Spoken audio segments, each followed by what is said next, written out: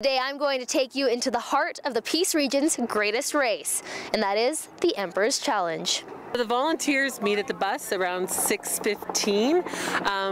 A bunch of us who are on the organizing committee try to be out here by 6:30, and we start just pulling everything together, setting up tables and chairs, getting all the packages ready for people. Most of the runners start arriving about 7:30, and between 7:30 and 9, the helicopter, as you hear, comes and they sweep the course and make sure that there's no dead animals on the course that will attract wildlife, and make sure everything looks good. They kind of go up to the top and take a temperature reading and a wind speed reading, and so that we know it's going to be safe for the runners. And then at 9 o'clock the adult race starts, and at 9:30 the children's race starts. And if you've never been out here to watch this, when the adult race starts, it's something to see. 700 plus runners just all heading out at the same time. This is how the race story goes. The mass start begins near tree line, and the racers climb over 2,000 feet to the summit of Babcock Mountain. There they earn something much greater than any medal: the spectacular view of the open terrain at the very top of the mountain before starting the descent. But for 14 years, there's one man who's never stuck around long enough to take in the spectacle. People just get so excited about the first runner, and as you probably already know, it's Chris Swanson, and it's become a bit of a historical thing. And so when they start finding out that Chris Swanson's at the 2-kilometer station, then everybody starts getting really pumped and anxious to see if he's going to break his own record. It's not even him breaking other people's records, it's him breaking his own record. I've won it 13 out of 14. I lost once to a phenomenal runner, Steve Osduke, and then he's raced it twice. He's got one win, I've got one win.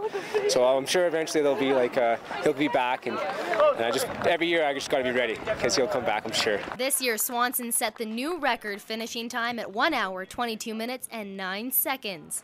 After challenging the mountain 14 times, a question that remains is whether there's any part that he feels he hasn't quite conquered. There's one part that's at the top that is it's pretty steep. It's not very long, but it's kind of like rocky, and usually the footing's not good enough to run it. And this year I'm going to run it, and the footing actually seemed a little bit better this year because it's been packed down for the years of the course.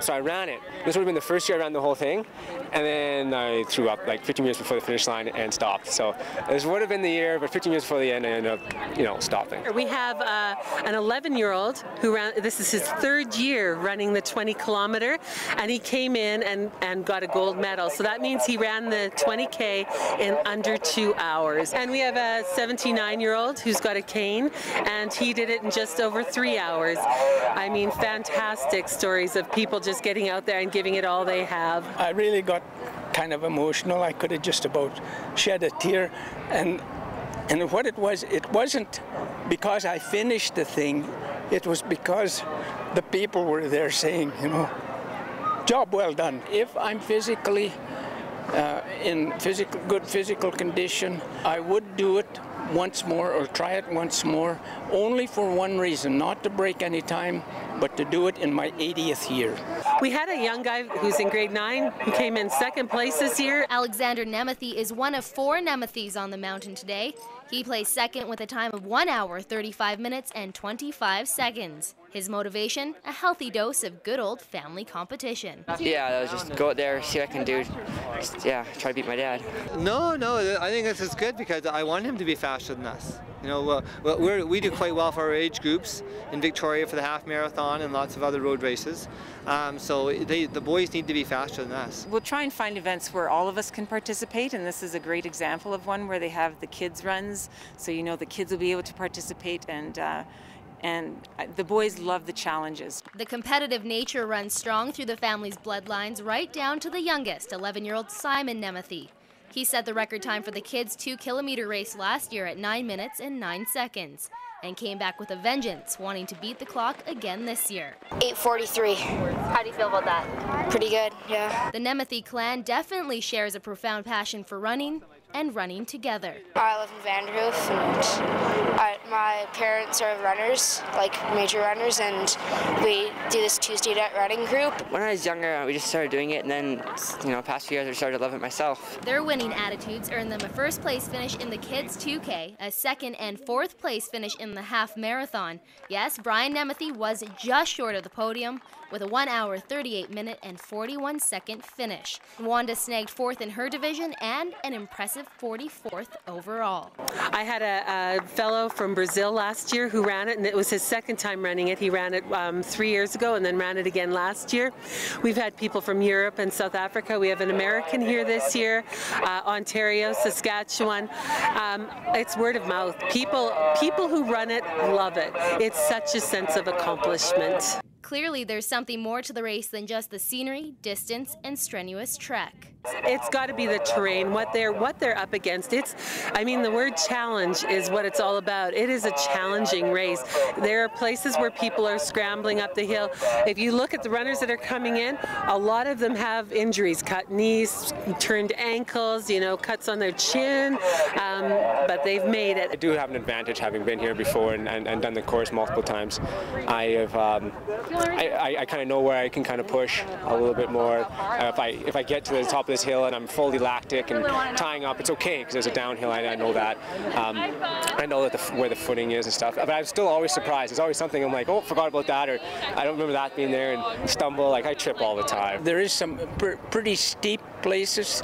That's quite steep, and the other thing is that you need to have really pretty good footwear on, because there's some places where you'll slide a little bit too. The other thing that gets me a little bit is when I get up onto the 6,100 foot level, I'm losing oxygen. The footing with the rocks, I find, is challenging, just having to constantly watch the ground and see where you're going to place your next step. And yep, there's uphills where there's loose gravel and rock where you can't run up and you're having to walk up. Once you get into the trails, I had 3 guys ahead of me today, so we all ran together. I let them lead, and then I can see where they plant their feet, if it's going to be mucky or not. I tried to avoid the mud because you don't want to get soakers right away. It's nice to have a soaker maybe later on. They're running in subalpine and alpine, so very spongy soils. They're running over rocks. They're running through mud, snow. You kind of go through the whole gamut of what nature has to throw at you when you go up this mountain. And dressing for the race is tough because it's warm out, as you can tell today. It's a really warm day, but when you get up to the top of the mountain, it's not nearly as warm as it is down here, and the winds are a lot different up there as well. There's this incredible hype around the Emperor's Challenge, with people coming from all around the world to conquer it. And although that is true, there's also this beautiful range of people that we've met today, from 11 years old to 79. And all of them have their own idea of what it means to conquer a race of this size. For some, it means racing to the finish line, trying to beat an hour 30, and for others, it means getting in just a second before that 5-hour mark. For Around the Piece, I'm Kelsey Wingerak in Tumbler Ridge.